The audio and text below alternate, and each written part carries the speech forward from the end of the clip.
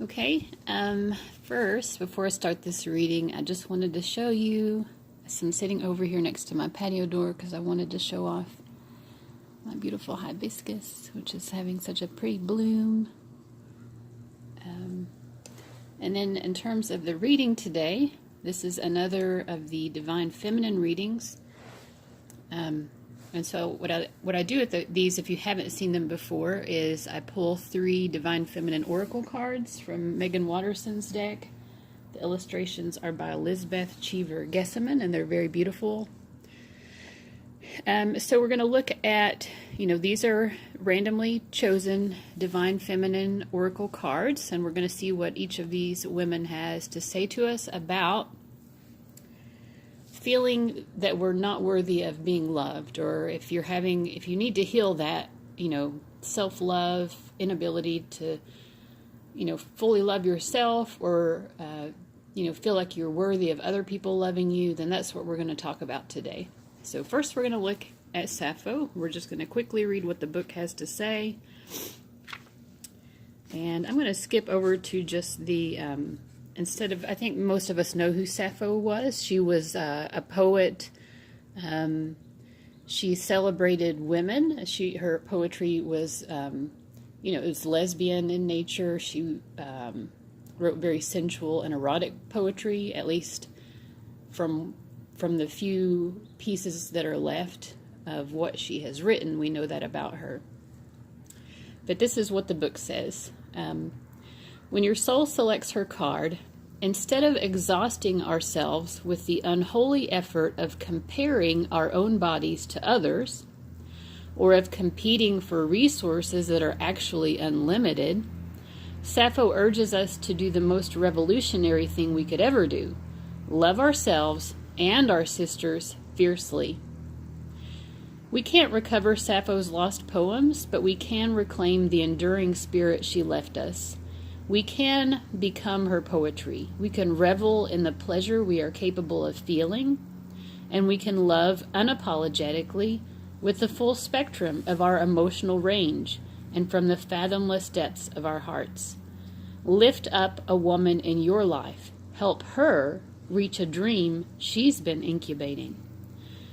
Take time to indulge with lady loves in your life. Excuse me.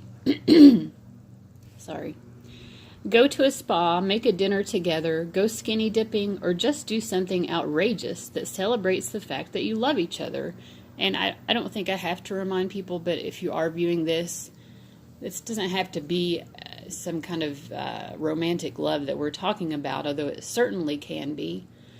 But I don't want people to misunderstand that. This is about sisterhood primarily, is what they're getting at.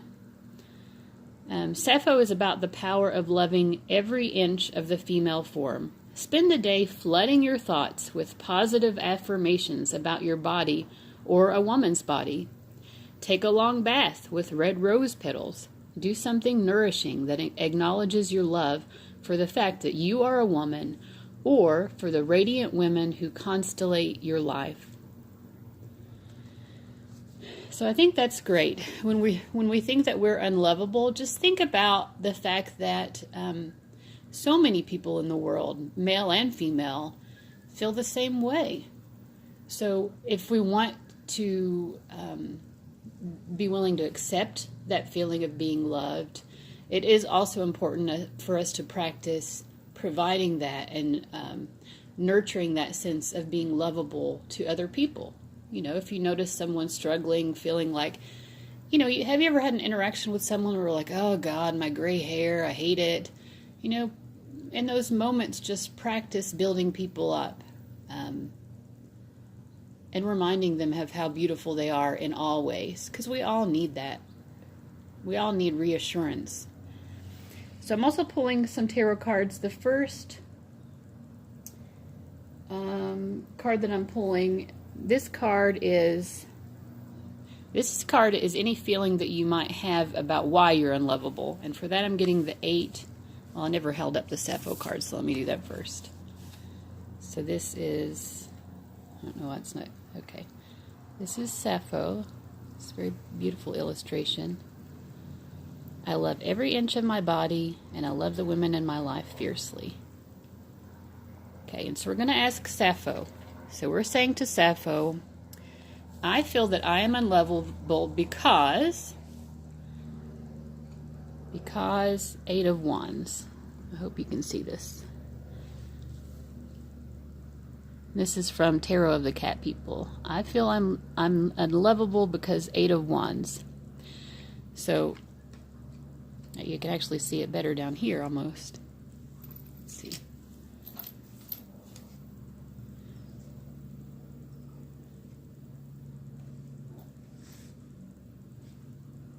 I feel I'm unlovable because 8 of Wands.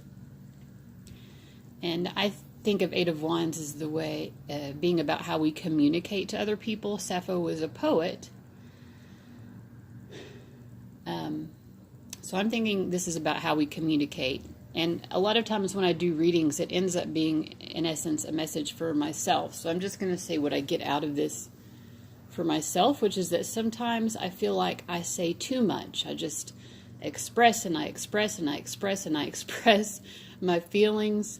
Sometimes in a way that is just, I have trouble loving myself because I feel like sometimes I just say too much and I express too much in a way that maybe is overwhelming to other people.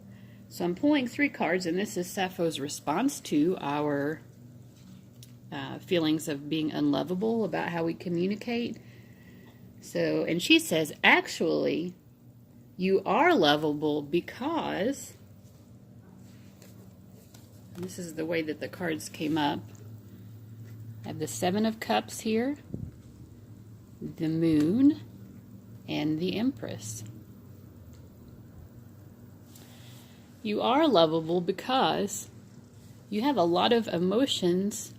You're a very emotionally centered person, which is a wonderful thing to be. And your emotions are overwhelming to you. Your emotions are confusing to you sometimes because they're so intense. You have so much depth to your emotions. And you're a beautiful, lovable person because, again, with the Moon, the 7 of the Cups and the Moon here, you know, they kind of work together to say you're an extremely soulful person. There's no need for you to feel bad about the way you're expressing yourself.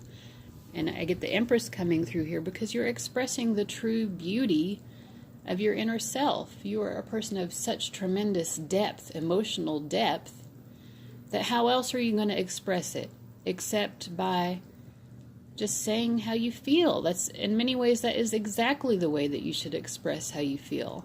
It's a wonderful way of expressing it. Other people might choose different methods of expression, and that's okay too. And they're expressing themselves in the most beautiful way that they can. So we have to love ourselves and each other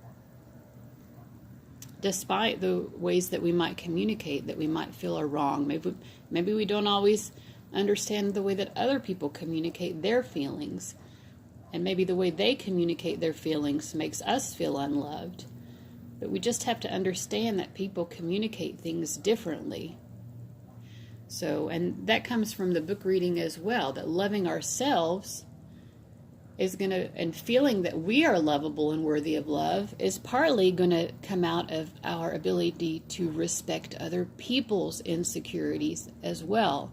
When we can respect other people's insecurities and be willing to reassure them that they're lovable and that they're worthy, then we're going to be able to feel that more fully for ourselves. Okay. So, that was a nice message. The next Divine Feminine card here that we're going to look at is Mary Magdalene. It says, I am the bridge between heaven and earth. I am fully human and fully divine. I believe she's come through in other readings. It's a very pretty card. All of these illustrations are very nice, and I always like to mention who the artwork is by. Not just to the, a lot of times people just say, this is the such and such oracle by so-and-so. But I always feel like, especially when I think about the Rider-Waite deck, which is kind of the, the most well-known tarot deck They always leave off Pamela Coleman Smith, and she's the one who drew the illustrations, and that's, when we look at the cards visually, that's, they may have given her insight into what they wanted her to depict, but ultimately those images, and so much, when I look at tarot, a lot of what I understand about the meaning of the card comes from the images themselves. So I feel like it's really important to understand that, everyone involved in the creation of an oracle or of a tarot deck is equally influential and important. So, but this is Mary Magdalene. When your soul selects her card, Mary Magdalene represents the fierce, unwavering love that we all have access to within our own vulnerable hearts. It's a love that renders all things sacred, from the animals to the angels, from the poorest to the most powerful. It's a love that sees the inherent worth of all things, and it's a love that remains even through the darkest times, even through death. Her love is the one that resurrects. The Gospel of Mary Magdalene relates that Jesus came to unite us, to demonstrate us a true human being, an anthropos, meaning a person who is both fully human and fully divine, which we all are. This is what Mary became, and it's why she was so beloved to Jesus. She didn't seek to follow him. She sought instead to become her true self. Mary Magdalene reminds us that we have the power to receive vision from within. We are worthy of such proximity to the divine because that's the other half of what it means to be truly human. She reminds us that there's a bridge between heaven and earth, and that we are that bridge.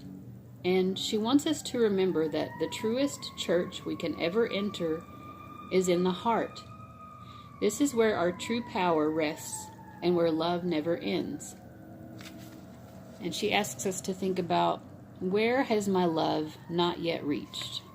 Well, we all have people and things that we find difficult to love. So I know for me, I have someone immediately coming to mind when I think about that. But so for the tarot portion, again, I'm going to ask, we're going to say to Mary Magdalene, I am unlovable because, and I'm using the Cosmic Tarot deck this time, and we get King of Pentacles. Okay, I am unlovable because maybe I'm not as financially secure as I want to be.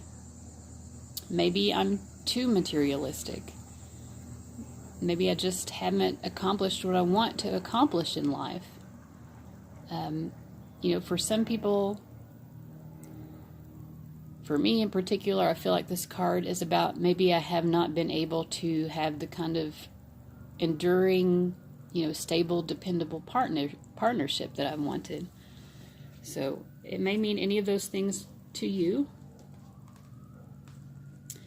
And her answer is, but yes, you are lovable and worthy of love because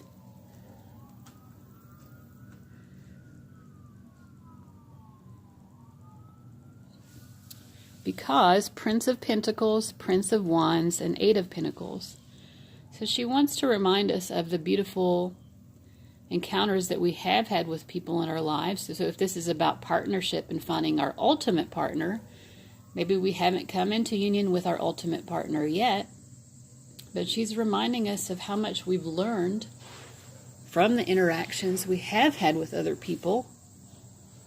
So that's part of the lesson here, and that, the Eight of Pentacles reminds us that this is a process. I see the rose on the Eight of Pentacles in the middle of the Pentacles, which is very beautiful. This has been a process, the whole process, of getting to your divine partner is about learning lessons. We're all apprentices. All of us are apprentices in love until we learn to master love. For some reason, it's wanting me to go back to that. I feel like I'm being called to go back to this section where it says, let's see. She didn't seek to follow Jesus. Mary Magdalene sought instead to become her true self. So your whole lifetime has been a process of becoming your true self. You can't become your true self unless you fully love yourself. Now, for those of you who this is more about, building up financial security for yourselves and feeling, that you've made the contributions to the world that you wanted to make, it's a very similar message. Maybe we don't feel like we're at the King of Pentacles status yet, but have we been the Prince of Pentacles? Yes. You have accomplished important and worthy things. You've set out goals for yourself and you have achieved them. So you need to give yourself a pat on the back about that. The Prince of Wands to me here is all about, having wonderful visions for our potential. The only reason why you maybe feel that you haven't accomplished everything that you want to accomplish is because your visions for yourself and for the world are so wonderful.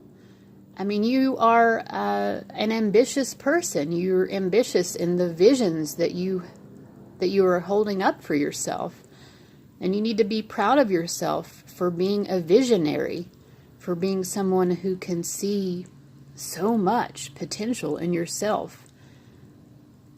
So acknowledge what you've accomplished and acknowledge how wonderful you are at visualizing what it is that you want to create. And again, there's that Eight of Pentacles message again about loving the process. The destination is one thing, but we've had multiple destinations in our lives. And again, this is a process. It's not like there's one single contribution that we're going to make to the world that's going to make us feel worthy, that we were worthy to ever be here. That's not what it is. We've done so many things throughout our lives that have really made a tremendous impact on the world. So she wants to remind us of that. So I'm going to pull this back. And we're going to look here at Dakini. The enlightened feminine. My gut instinct is wise beyond reason. I trust my intuition to guide me.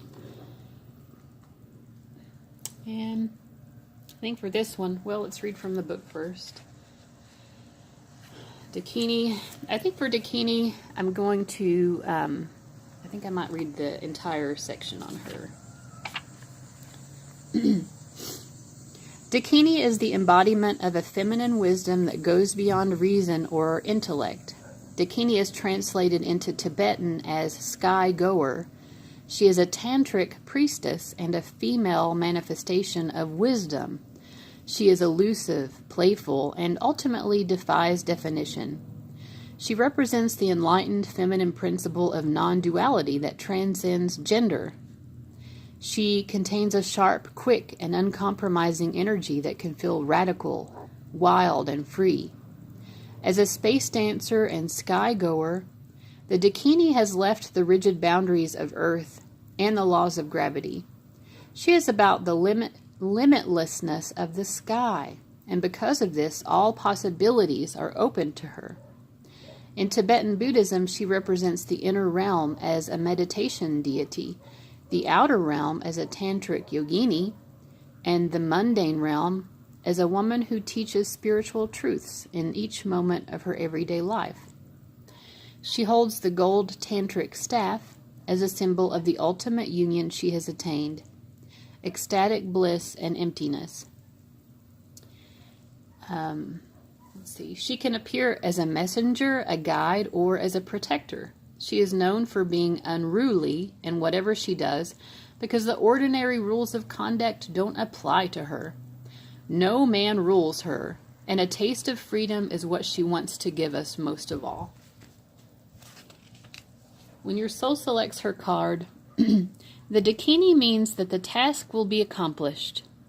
Whatever it is you're currently working on, a project, an answer, or a decision, she will help you see through to the other side. in whatever form you need most, as a playful angelic presence, as a taskmaster to help you maneuver through what's hard, or as a messenger with the wisdom that's needed for you to take that next step. But with the Dakini, the answer and the way forward is not with the intellect. She is the embodiment of feminine intuition. She reminds you that you have an innate power to know instinctively what's best for you now. The Dakini means it's not going to be a straight, clear yes or no. With the Dakini, it's the third option. She reminds us that there's something out beyond yes and no, or even right and wrong. There's something your gut will tell you if you can be expansive enough to hear the answer. She is not bound by the usual or by the expected. She will allow you to come up with the unthinkable, the most imaginative, and the most brilliant outcome possible. And so she asks, what is my intuition telling me in this moment? So I'll let you think about that. For this last reading, I'm going to combine the two decks that I've been using. Okay. So the first card is saying, we're saying to Dakini, I am unlovable because. I am unlovable because, Eight of Cups. I'm going to put it down here because you can actually see it better there. I am unlovable because there's emotional baggage from my past that I'm having trouble moving forward from. I'm unlovable because something bad happened in my past, and I had to move forward from it, and it was very sorrowful, and I felt very hurt by it, and it made me feel really unlovable, but ultimately I knew that I needed to move forward. I wish I didn't have to move forward. I wish I did not have to leave this behind because I cherished it so much, but at some point I knew that I had to, and it makes me feel unlovable. So whatever that is for you, her answer is, she's saying, yes, but you are lovable because the Fool, because the Eight of Wands. We've had the Eight of Wands come up twice in both decks, so that's interesting. And because of the Prince of Cups.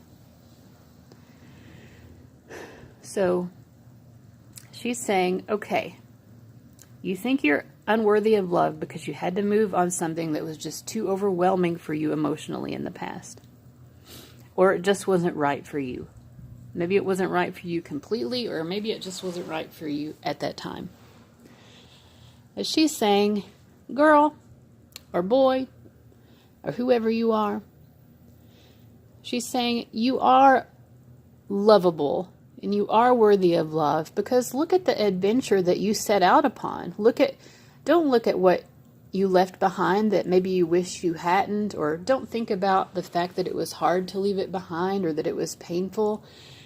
Focus on the fact that you were able, despite everything, despite how hard that was, you were able to embrace the future and what was unknown.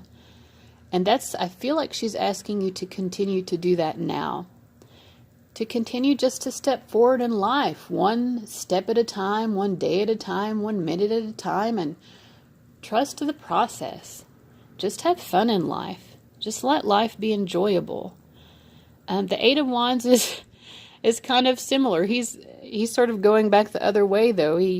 There's a tension here between, God, do I want to move forward into the unknown, or, do I want to focus on the past because I feel somehow energized by the past? I feel energized by what happened in the past. I just don't know what I want to do here. But she's saying all of that, you're lovable with all of that. It's so natural and normal, to think about the past, to even be inspired by the past. Maybe you want to write poetry or express yourself in some way. Maybe you just want to talk to someone about what's happened to you in your past. And that's wonderful. That talking through things, expressing yourself, being creative, these are wonderful ways of satisfying both of these urges. There's the urge to move forward in life, And then there's the urge to, look back at the past. Both of those things are wonderful and lovable about you. Both of those are. So if you're feeling this tension between the past and moving into the future and the unknown, just know that she's saying it's so lovable. The fact that you want to express yourself. The Prince of Cups, he's kind of a dark, mysterious Cups figure. Maybe more so than other Prince of Cups or Page of Cups cards. He has kind of a dark, brooding air to him. And then there's the snake in the background, this kind of kundalini energy. And there's a scorpion on his arm. So this is kind of a very, scorpionic emotional energy here. And that came up before too with the Seven of Cups. So I feel like whoever's watching this, you're being asked to honor those really deep emotions that you have and find ways of expressing them. When you feel unlovable about things that have happened in your past, maybe actions that you took in the past, maybe you even feel bad that you moved on from something. And looking back, maybe you wish you had done things differently or something like that. But whatever it is that's about your past, maybe you feel guilty for moving forward in life and leaving someone else behind. It could be any of these things, but I feel like the ultimate message here is that thinking about these things, processing it in healthy ways by talking to people about it, writing about it, journaling, making art, cooking a nice meal for yourself, whatever you do to express yourself. It can be many things. We all have different ways of doing that, but I feel like she wants us to love ourselves and know that we're lovable through these acts of self-expression. And I just want to pick one final card here to sort of sum up the reading, and I'm getting the Star card, which is such a beautiful card. And the pink flamingo, if any of you are interested in spirit animal, spirit totem medicine, that kind of thing, I would definitely look up more about pink flamingo, because her message also is about, the message of pink flamingo is about being willing to really be seen. It really enforces that creative expression, even in the way that we dress, the way that we present ourselves. Not being afraid to be the center of attention, not being afraid to have people know how you're feeling about things and to express your inner beauty in an outward way. And the Star card, of course, is just reminding us that we're all beautiful spiritual beings. We're all divine presences. That message came through in our, earlier with Mary Magdalene. All of us are heaven on earth. And how can we not be lovable if that's who we are?